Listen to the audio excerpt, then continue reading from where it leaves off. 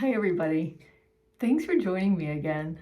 I'm in this awkward position so I can show you right off the top the Petite knit Stockholm slipover that I just finished last night. It's not blocked, but I thought I would just pop it on first thing so that I can take it off in a second.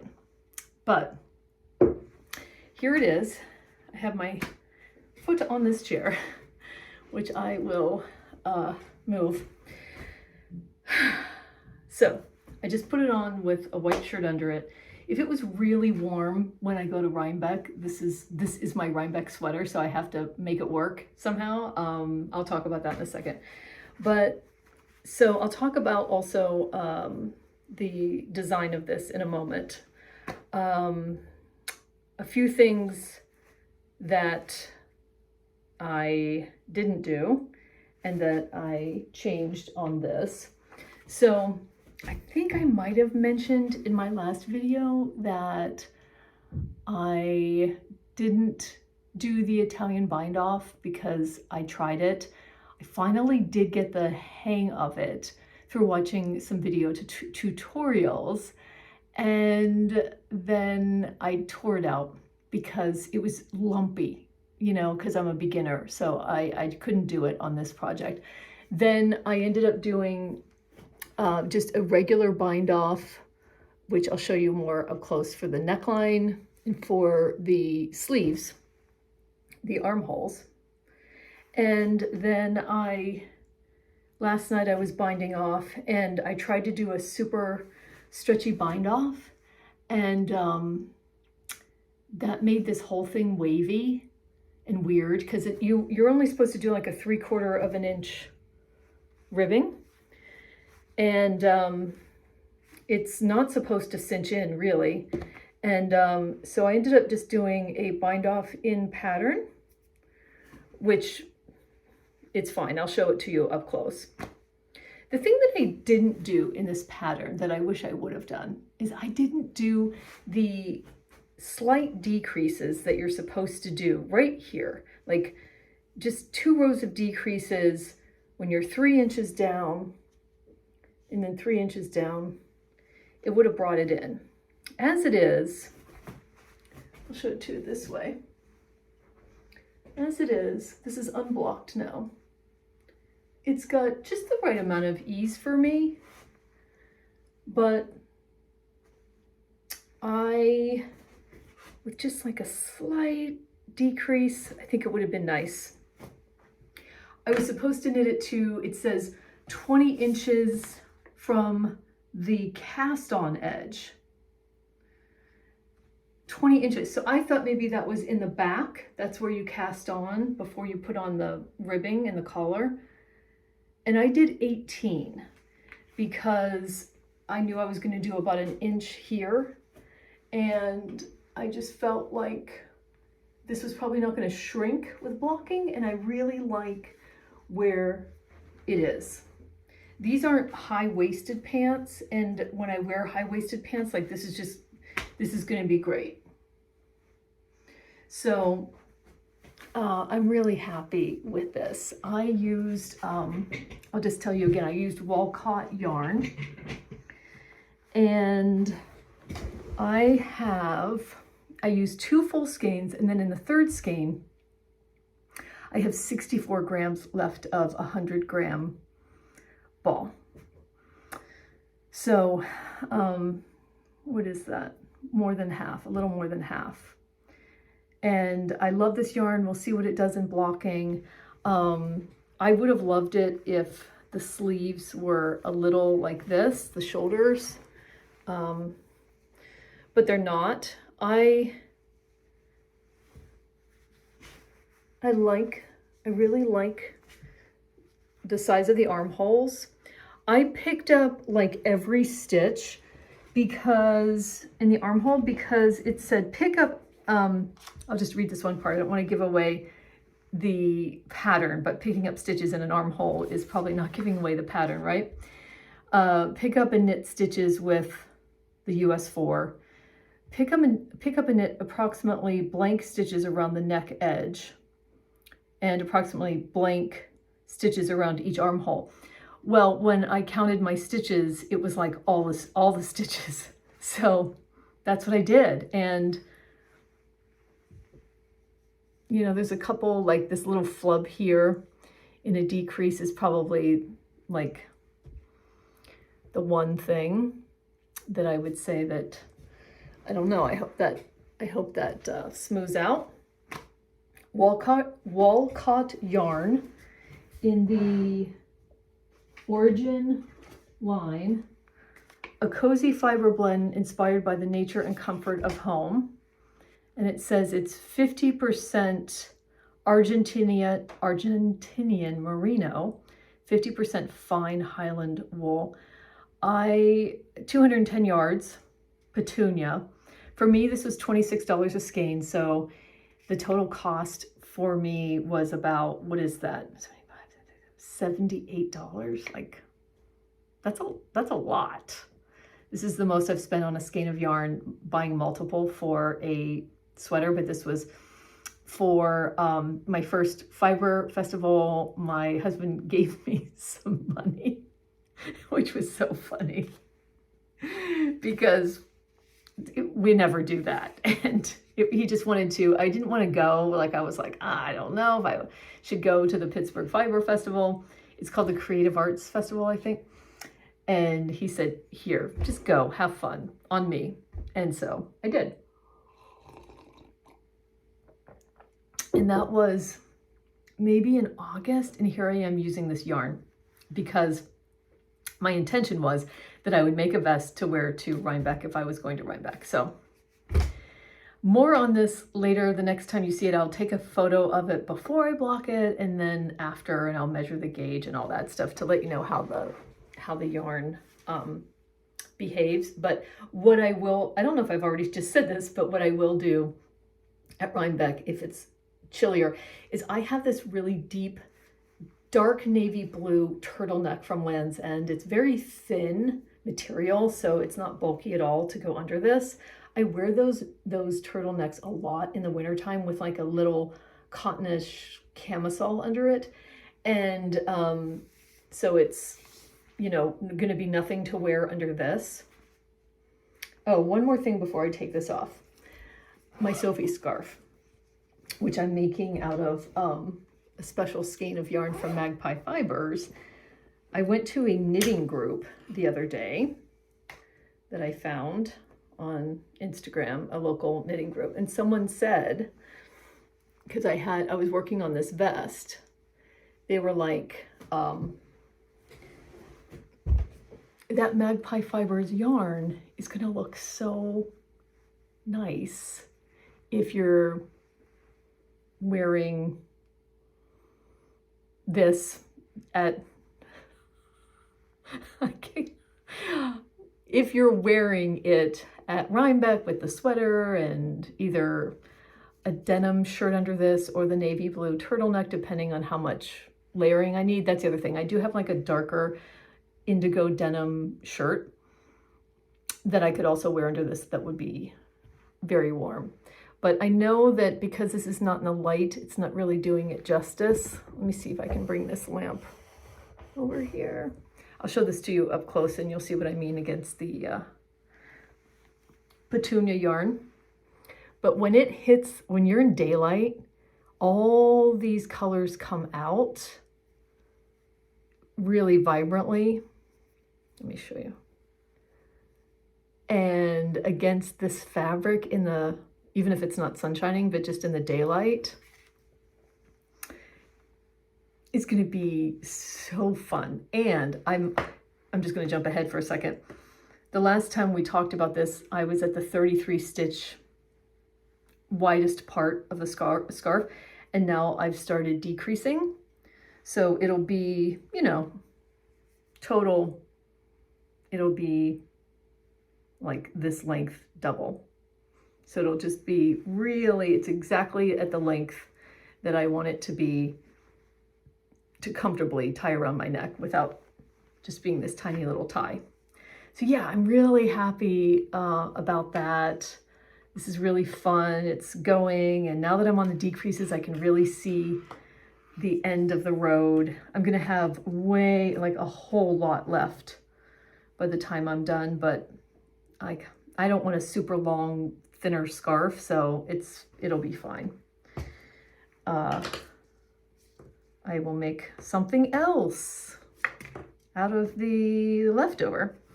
So let me get that in there. Right, let me take this off.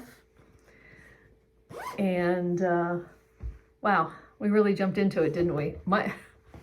Thank you for joining me. I'll be right back. Okay, I'm back. I don't know if I showed you the ball that I have left. Maybe I held it up. 64 grams left of a skein. Just so you know, this will be in my Ravelry when I update it, but I made the 3rd size in this Petite knit pattern, which, did I? Yeah, because it was going to give me a finished product of 39 3/4 inches.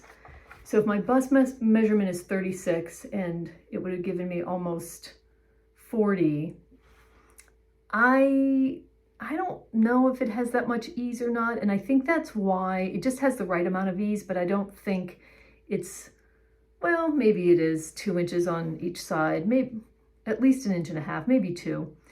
But I think I maybe could have gotten away with making the 2nd size, which would have been a finished product of 37 3/4 inches, and then I wouldn't have done the decreases. But I was a little concerned about doing those decreases at the body, and then by the time I got to them, I didn't do them. I would do them the next time. Like, trust the pattern, trust what Petite Knit is telling you to do, right? Unless you are making a smaller size overall. I think the smaller size might have helped. Like, I have broad shoulders, so, but still, I think it would have helped bring that in a little bit. But I am a Petite Knit super fan now, like so many other people, because of this pattern, because of the videos. I will say that so the seamless join that she teaches you how to do on her videos on her website really helped. Let me get the vest, and I don't know why I moved it away. Okay, I still have strings hanging out of this and everything, but you know, you can really see the puckering from the, I don't know what this was, increases probably, and these holes. It's interesting, but you can't see them in real life, but on the camera it's like, wow, how can you not see that in real life? But it's true. Let me see about this side. Yeah, that's more glaring. So what I was going to say is that the picking up stitches, what I can see in real life, it's so seamless compared to that first vest that I did as my first garment. The edging is just the normal binding off. And then I just did the most simple bind off I could on the bottom. Let me show you what that looks like. And I'm just leaving it at that. There we go. It's a little, I don't know, lumpy, but I'm leaving it that way. What I want to do is I want to practice the Italian sewn bind off, sewn bind offs in general, tubular bind off, Icelandic, like I want to practice those. So I thought I would like either make a hat, or maybe I'll make a, I mean, I just need your advice about this, like make some kind of knitting in the round, like stockinette, and then going into ribbing like a 1x1, and then use that as a way to practice, you know, like let's say it's enough stitches as if you were making a hat or something, and then use that to practice bind offs. Or do I even have to do it in the round? I don't know. Let me know your advice on that, because I really want to practice so that the next time I'm doing something and I really do want to do one of those bind offs, I've practiced it. I know how to do it. So let me know. I would just so appreciate your thoughts on that. Okay. I haven't even gotten out my Ravelry yet because I am too excited about everything. So let me get that out. And I want to update you. Okay, I already updated you on the Sophie scarf, which is well on its way to being finished. And I'm like really happy to have momentum on that, because I would also like it done for Rhinebeck. All right, I am signing on to Ravelry.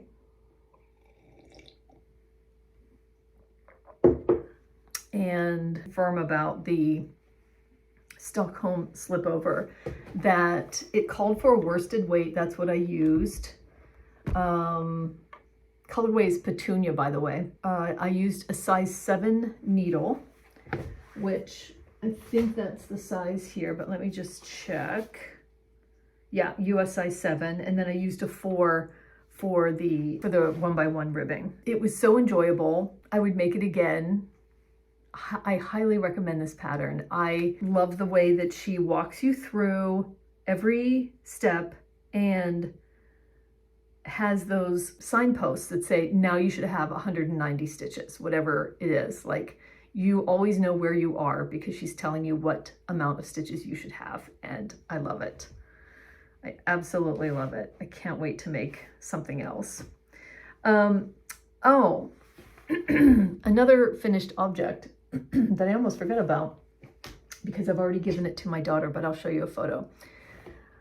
I've made my first textured knit, and I've made my first cowl. So I am like so addicted now to making cowls and to making textured everything. So I had this yarn, which I don't have in front of me, but I will show you, called Picks Chroma Worsted. I had put in a Picks order months ago, and just during a sale, of course, and picked a whole bunch of different yarns to try to use. And one of them was this Chroma Worsted, which is a color changing yarn. And this is what it produced. I'll put a photo of the cowl that I used. It's called Easy Peasy Cowl. I think it was a free pattern from Onling, which is the yarn company. It's called Easy Peasy Aya Cowl by Katrine Hannibal. And the colorway that I bought is called Red Velvet. And I had a sample of Purl Soho's Cashmere Bloom yarn that they sent me when I ordered from Purl Soho a while ago. And I put as you'll see on the photos, I put the cashmere at the top so that when my daughter's wearing it, the cashmere's at the top. And I adored making this pattern. I'm sure I made some mistakes along the way, but this pattern was so much fun. Let me see what it says. I have my trusty folder where I'm keeping track of all of my projects. Easy Peasy Cowl, and describes lots of gorgeous texture with only knit and purl stitches. It uses merino wool, which was perfect. That's what I had.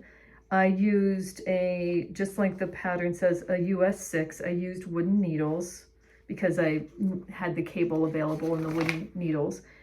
And I actually followed a chart, but the chart was easy because it's a cowl and you're repeating, but it was really easy to see the dots are where you made the purls and the blank squares are where you made the stitches. And I'm telling you, this has really gotten me into making texture, which you'll see in a moment. It took me no time at all. It was really fun to be working on, and I really just wanted to make that item for my daughter. I'd already made her the ribbed hat from Purl Soho, the burgundy hat, and so I just wanted those to go together. I think she put it over her head when I was with her. I blocked it, and I just said, hey, look, if anything doesn't work, if it scratches your neck or whatever, let me know, and I will rip it out and use the cashmere with another yarn, or if it doesn't fit right or whatever. So that's that. I forgot to mention the emotional support chicken. I think in my last video I showed you it was done, Gertie, and I delivered it to my sister as a surprise at her gym where she teaches. I was there to take her one of her step classes, which was so much fun. I was so excited to take a step class. I haven't taken a step class since the 90s, and she does a lot of senior programs, so much fun seeing everyone again. I've been there for a class before, and I brought Gertie with me. It was so much fun to share with everybody. She was so surprised. She'd never seen one before. She has chickens, if I didn't mention this already. She has chickens, a chicken coop, so it was perfect. And yeah, it was really fun to share with everyone in the class too. So that's happening. So speaking of texture, let me tell you what got me into the texture thing. It was a sweater, a test knit that I had started seeing on Instagram that just went through testing and has now come out, has now been released. And let me get my Ravelry in front of me so I can tell you about that, because I have it in my favorites or in my queue, one or the other. Is by a designer named Tressa Widener. I hope I'm pronouncing her name right. Tressa Widener released a sweater pattern called the Bluewater sweater. And I saw, I'm just looking it up here, I saw the Colorado knitter posting her finished sweater on Instagram. I don't know that she's talked about it on her channel yet, but I think I had just made that cowl. I don't remember. I think so, for my daughter. But when I saw this sweater, number one, I love the color. Like, I could just make this color and be super happy with it. I don't know if this is the designer. I wonder. I don't know. But it's like a circular yoke. Let me get another photo. Oh my God. Wow. It's a circular yoke with the texture and then texture here also. And you can see that they're using like a variegated yarn, which is really giving it even more dimension. Oh my God. I don't know, something about it. After making that cowl and being like so interested in texture, like, wow, I can do texture. Even though I haven't done cables, there aren't any cables here.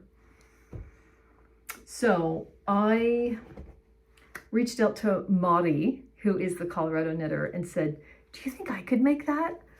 How she could answer that question, I don't know, but I've connected with her before, and she knows I'm a new knitter, and she said it's knits and pearls. So that's when I was like, okay, maybe I can do that. So I got, as a warm-up, because I'm not ready to go into start another, I don't have the yarn to start another sweater project. I'm not ready or even in the mood to start a sweater, but I instead, oh, that was with the Farmer's Daughter Pushkin yarn, I think. So instead, to quench my appetite, I bought her pattern, which is the Bluewater Cowl. She uses the same texture technique. It says, this cowl is the baby of my larger Bluewater wrap. Yes, she has a wrap. My goal for these designs was texture, which was achieved by using a combination of twisted rib. I don't even know that I'm doing twisted rib. I guess I am. Seed stitch. I didn't even know I was making seed stitch in this, but I guess I am. And garter. Using a yarn that will bloom when washed is best for this type of pattern. So it calls for DK or light worsted and a size 6 needle. She's got, oh yeah, so I have this from my very original Purl Soho order. I still have this Plein Air, Plein is spelled P-L-E-I-N, Plein Air yarn in this amazing color that I thought was like, when I first bought it, I was like feeling like it was too prickly. And I think I got like, I don't remember how many skeins, enough to make something that I don't even remember. They were having this big sale and I ended up returning one of the skeins or something. And I have like 2 left because I had balled up one. I don't remember what I was doing. I was so, even like I was newer than I am now and I'm still new. So Plein Air is made up of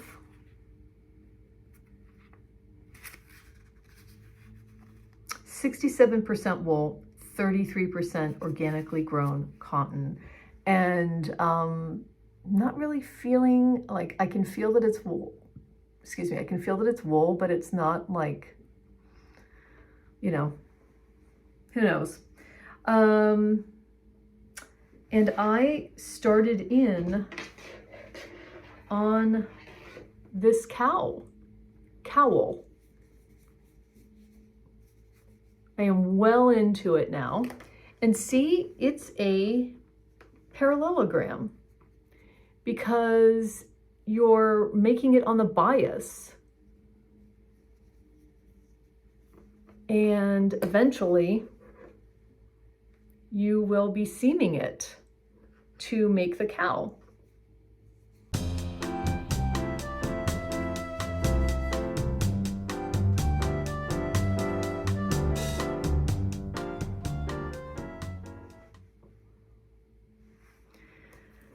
Oh my gosh, I love, this is so potato chippy. I know that there's mistakes in here. I guess this is the seed stitch. I don't know what the twisted rib is, but where it is, but oh my gosh. I love this yarn for this project. I adore the color. It's so much like the color that she's used. Oh. My coat is, I have a coat that's very close to this color, but then I have a coat for very cold weather that is a, between a denim blue and a navy blue. Oh my gosh. I can't wait. This is so much fun. I'm having a ball. I love this yarn. As I said, it's very stretchy and responsive and just does what you need it to do. My dear cat was just in here. She doesn't pay attention to any of my knitting. I leave things out and she's not usually in here, but she was in here this morning without me knowing it. And I just walked in and found this ball, which is attached to the project. She had this in her mouth as if she was carrying a mouse down the hall. And I came back in and saw this on the ground and stitches were out of this needle, but they were still there. And I just put them back on. And I'm following a chart, but I have to say the beauty of this is that she has the written out instructions. So there may be a chart, which is, you know, dots and whatever, but for each row that you're doing on each chart, she has the directions written out. And for whatever reason, that's working for me better than the chart. So that's what I'm doing. I cannot recommend this enough. If I can do this, I've been knitting since March, April, May, June, July, August, September, 7 months. And I am not a genius, so this is what I'm doing. This is a warm-up for me, as I said, for the sweater. I don't know when I'm gonna do the sweater. I don't know when I'll be back into doing a sweater, but I'm so glad I have this yarn. How many yards does it take? Let's see. Because this is the whole skein. This ball is small, but this skein that I wound up is in 2 balls because I got it tangled. So don't let this fool you that this is a whole skein, because it's not at all. So let's see, this skein gives you 218 yards, and the pattern calls for, just so you know, the sample was made using Farmer's Daughter fiber pishkin. I don't know, it's a little confusing because it says the sample was made using Farmer's Daughter, 255 yards, and then it says 2 skeins in Hacer, or 295 yards. So this will probably take a little over a skein and some, which is unfortunate because you'll have some left over and I'll have some left over, but I'm glad to be using this yarn. All right, what's next? I'll talk about Rhinebeck a little bit at the end, but I'll have another video before Rhinebeck. So I have not yet made an autumn plans video because I'm such a new knitter. I have a couple plans though. I'll talk about this one first since I have this beautiful yarn. I bought the Walcot yarn at that Pittsburgh Fiber Festival. While I was there, and that was from the Yarnbirds truck. While I was in the Yarnbirds truck, as I've shown before, I got this special skein of yarn from La Bien-Aimée. It's a DK. And the reason that I'm just attracted to these colors, period. But I had made a scarf. This was my first knitting project, was a scarf from Tin Can Knits. And so I have a scarf already out of this. And then I thought maybe I would make a hat. And it would be so cool to wear together. Oh, I think I'm going to use a Purl Soho pattern, which is the one that I used for Sarah's hat, because it's like a 2x2 rib, but then on the top it's like a 3x2.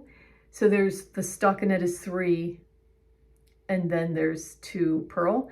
And it really gives you an opportunity to see the yarn, but I don't like how the decreases are done, because in the end you have to use like a cable needle or something. So I thought I would just use the decreases from the mixed rib hat or the ribbed hat from Purl Soho to just make it normal, a normal decrease.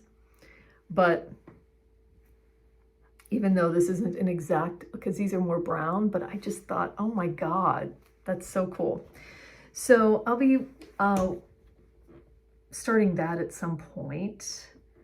And then at the last minute, really, I decided, after watching a video from someone who I just stumbled across on YouTube, Trivial Knits. She is a Stephen West knitter. She's a tested knitter. She's knit a lot of shawls, and she was going over her Stephen West shawls that she had knit. And I got excited about the MKAL that's starting, the Go-Go Dynamo shawl that Stephen West, the mystery shawl. The thing that got me excited was she was talking about the shawl this year and the fact that it was only 2 colors, and you need 2 skeins each of fingering weight yarn and 2 colors. You could use a tonal like this and a solid, so like a hand-painted, hand-dyed yarn and a solid, or 2 solids. And Stephen West gives lots of examples on his website. And Stephen Penelope Yarn Shop, he owns a yarn shop in, is it Copenhagen or Amsterdam? And I could be wrong about both of those cities. But I started to look at it and said, like, I'm going to Rhinebeck. I'm not going to buy a lot of yarn. I'm not there to buy huge amounts of yarn at Rhinebeck, but you know, I will buy some. So if I'm doing the Stephen West knit along, the mystery knit along, so he drops the first clue this coming Thursday on October 3rd. I'm recording this on Monday, the last day of September. first clue comes out on October 3rd. I want to do it in a very budget way, even more budget than his budget choices, which I think is so cool that he puts those together. I'm going to show you what I did. I went on Knitpicks. Knitpicks is always having a sale or they have free shipping. And I thought, if I can find something in fingering weight, the color scheme that I really like, then I'll get the skeins of yarn. So I looked around for a while and then ended up deciding on this fingering weight yarn, which I'll tell you about in a second. But I ended up getting, I know, it's very close to this. If I could have gotten this in fingering, this, what is it, Frank Ochre or something from Malabrigos Rios, but it's more expensive. This is like a golden harvest. I think it's called, oh, it's called Serpent Heather. So it's a little heathered. And this is Voyage Heather. And I thought, I'll just try it. It's not, I mean, it's not nothing. It's not yarn from Joann's in terms of price, but it was the least amount. I think in all it costs like $50, which I didn't even want to spend that, but yeah, it's the Twill fingering.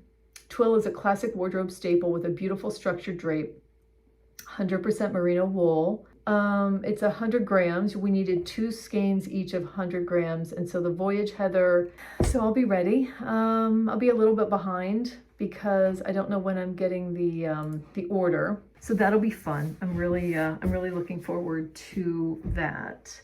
And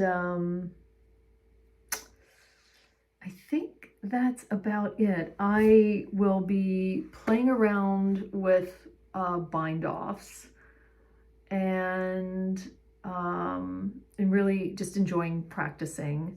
I may start this hat now that I'm done with the vest. I may wait until I'm further along with the cowl because I could finish this first before I start this. I'm gonna keep working on my Sophie shawl. Oh, the socks, yeah. The socks made from this beautiful yarn that I talked about that I got in Colorado, which is Araucania Huasco sock. It's a hand-painted superwash in the colorway Lighthouse. I am all the way through, this is in a weird position, but I'm all the way through the sock and I am ready to do the toe. I did the toe once and it was a little bungled, so I just pulled it out. I unraveled it to the point where I could just do it over again. And then that's on these longer, it looks like I'm doing magic loop, but I'm not. To do the toe, you need the 2 9-inch circulars. That's how I do it. So I just needed to take a break from it. And so I pulled the other end of the ball so that I could just start the other sock on the other 9-inch circulars and just get this started. Do the ribbing down to where I'm going to start the leg. I did a lot of ribbing on this one, more than I think I normally do. So I'll match that. And then once I get the leg going on this, I'll put it on waste yarn and then go back and do the toe. So that's been really fun. I just can't tell you how much, oh my God, I adore this yarn. I mean, it's crazy. It's just crazy. So I've been having fun.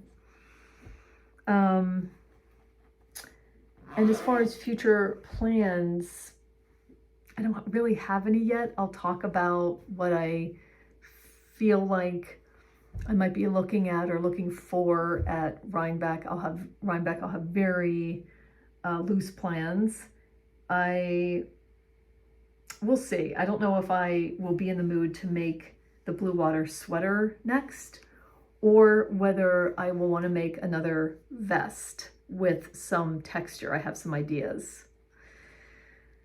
It might be a texture vest. It might be this circular yoke, beautiful textured sweater. I don't know. Both are like DK. I would want to be using DK yarn. So time will tell. And I think that's all I have. I just wanted to shout out just wanted to mention a couple YouTubers that I'm watching that I really enjoy.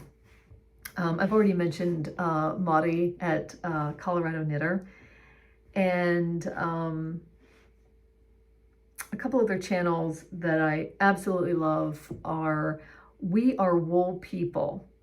I'm not going to know the names of some of these podcasters, unfortunately, but she just has a video out now, and she lives in Australia. And where does she live in Australia? I also don't know that. I love to watch her channel. I love watching what she's getting into. She's a very experienced knitter, and she talks about any issues she has with a project and how she's going to get through that or correct it or whatever. And I just absolutely love her. I think I've mentioned before the two Brooklyn-based YouTubers called Fiber Content. They just released another episode. One of them is either a law student or a new lawyer, and the other one works in, I think, social services. And oh my gosh, the projects that they get into are just so interesting. I absolutely adore watching them. And then there is a channel that I've just discovered called Counting Sheep. This is, let me just see if I can track down her name while I'm talking. Does she say? A Vermont shepherdess shares her fibery corner of the world. So no, I'm forgetting her name. But she's going to be at Rhinebeck because she does some work for Woolly Thistle, the Woolly Thistle, which is is it Vermont or New Hampshire based online wool store, and now a brick and mortar store that sells mostly British wools. I adore them. I love the Woolly Thistle podcast. So check them out if you haven't. She works with them in some way. And so she'll be at Rhinebeck, and I hope I run into her there. But I adore looking at her projects and looking at all of the farm things that she's up to. She has some sheep and she has chickens. She does, besides knitting, she does Tunisian crochet. I've never seen that. It's amazing.